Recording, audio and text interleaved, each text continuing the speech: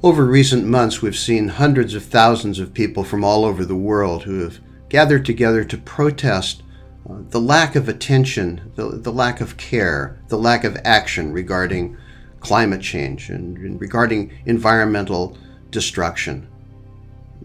This lack of action on the part of nations needs to be changed, and it needs to be changed quickly.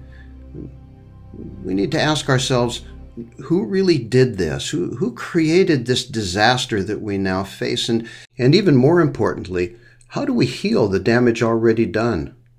We know that multinational corporations have been making billions of dollars off the back of this destruction for many, many decades.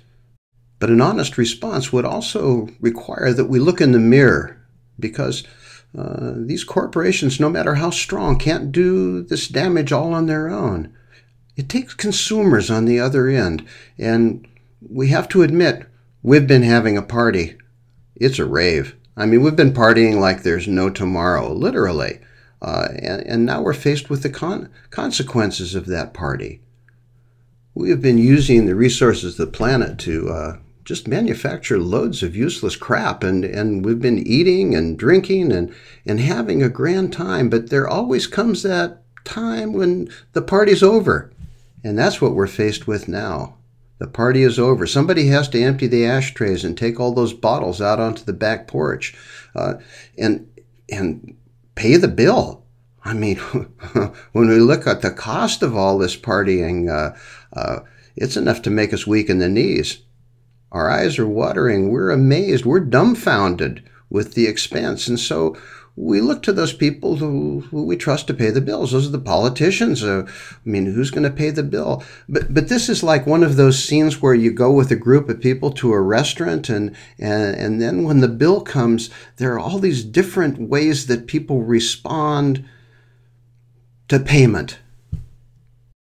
There's always someone that thinks that they didn't eat as much as everybody else and they should have to pay a little bit less. And then there's that guy that keeps digging around in his pockets and say, gosh, I left my wallet at home. And there's that fellow down at the end there, and he's got a calculator, and he wants to make sure that the whole thing is fair. And invariably there's somebody that's just mortified, wants to crawl under the table, curl up into a ball, and hope everybody else will leave. We have to ask ourselves, who's been doing the catering for this event? I mean, because the cost is really high. And one of the things we see that's really interesting that doesn't come up a lot, and that is that food, which is the primary connection between ourselves and the environment, that's with any creature on the planet. It's about the relationship between us and the environment. It's through the food that we eat. No, and not only that, but even more amazingly, food choices are the most significant single step that a person can take in slowing down environmental destruction. And it doesn't get talked about a lot. Eating an earth-friendly diet has a profound effect on pollution levels, personal and social health as well. And it hits international corporations at the bottom line.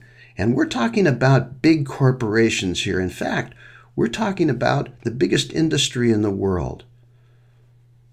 You see, the most revolutionary thing that we can do is to occupy the food supply.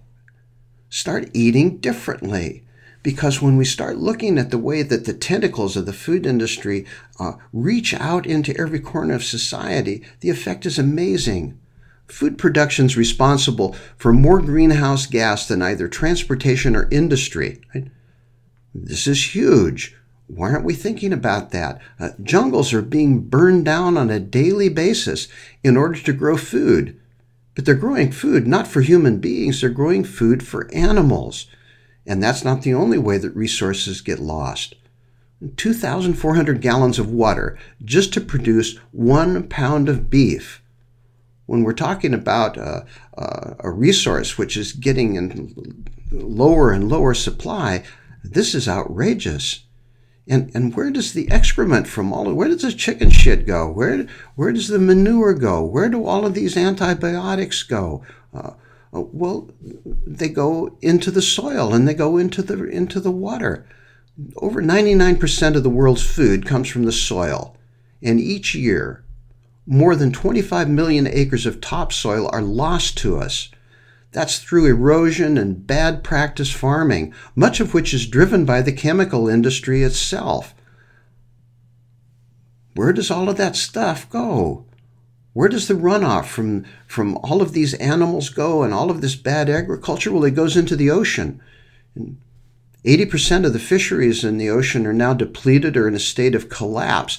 But even more scary than that in some ways is the fact that all of this runoff accumulated depletes oxygen in the ocean. And what that does is it makes dead zones, which are just as bad as they sound. Nothing will live there because algae grows over and runs down the oxygen supply so that sea creatures cannot live. We're killing the oceans, we're killing the soil, we're killing the air, we're killing the water because of a habit that we have, which is totally unsupportable from a nutritional point of view. Again, we might look at slavery because the modern diet requires food slavery. Make no mistake about that, right? The foods that we eat in the West are grown on the back of people who are slaves, and not only in foreign countries, but also in the Western so-called developed countries. Why does this not change, and why does it not even be discussed? Well, because the companies that are involved with this, people like, and I use Monsanto because it's the company that everybody likes to hate, these companies are integrated into the political systems all over the world, right?